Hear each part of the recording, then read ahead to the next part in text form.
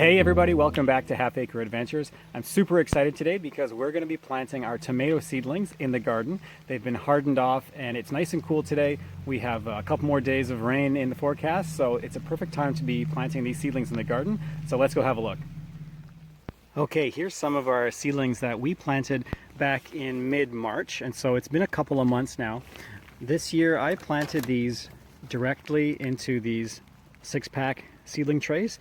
They were left over from a bunch of annuals that we bought last year, and I figured, you know what, I'm going to plant my tomato seedlings in these instead of the little peat pellets or peat plugs that we've used in the past, and then I won't have to transplant them. And so that's worked out really well. I haven't moved these at all. They've just been allowed to grow in here, and they're nice and tall. They've been outside for the last week. I've slowly given them a little bit more sunlight every day, and now they basically stay outside in these bins. I highly recommend using a bin like this. This has been great to move them in and out while we harden them off, and now they are ready for planting.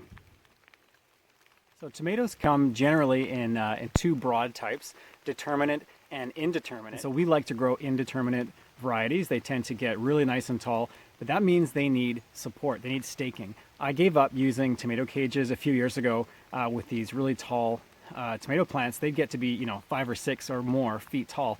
And I've used these bamboo stakes in the past, and even 5-foot or 6-foot stakes, but it just wasn't tall enough. And so this year I'm going to try something new. I went to my local fencing store in Parksville, and I actually got these green vinyl stakes, so they're not going to rot on me. I can use them again year after year. They're about $5 each, so a little bit of an investment because we're going to have about 24 tomato plants this year in our 3 beds that we're putting them in. But I think these are going to do really well, and we'll see. I think once the tomato plants are full of fruit and they're leaning over, I think these are going to hold them up really well this year. So last year I bought a mixed pack of heirloom seeds from a local seed company here on Vancouver Island, and we really liked the different mix that was in it. We have yellow, orange, red, and I got a Berkeley tie-dye variety from my neighbor, and these are all indeterminate plants, and so we really like them. We saved the seeds, and that's what we've used for this year. Now you can see I've already put my stakes in the ground. I'm going to put 8 plants in this bed. This is a 6 by 3 foot bed, so it'll be nice and tight in here. So it's going to be really important that we train them up these stakes and prune them as we go, and that will be the content of a future video. Okay, so I have dug all the holes I'm going to put these seedlings in.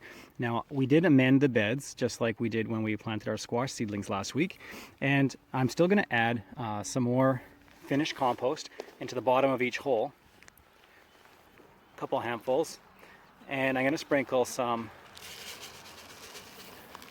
fertilizer in. Maybe too much for that one. Throw it in the next hole. Then we're going to plant these tomatoes in. Okay, now tomato plants are one of those plants that grows roots out of its stem when it's buried deeper, and so we're going to clip off the bottom leaves here, and it's not going to hurt the plant. We're going to plant it nice and deep, and then more roots will mean more growth as it gets going here. You can see already there's some roots getting started. It's definitely ready to get going and get in the ground and start growing.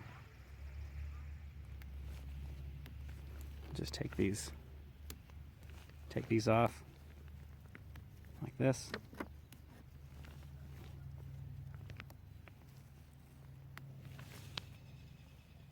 And you can see I've trimmed off the bottom leaves here, and this guy is ready to get in the ground.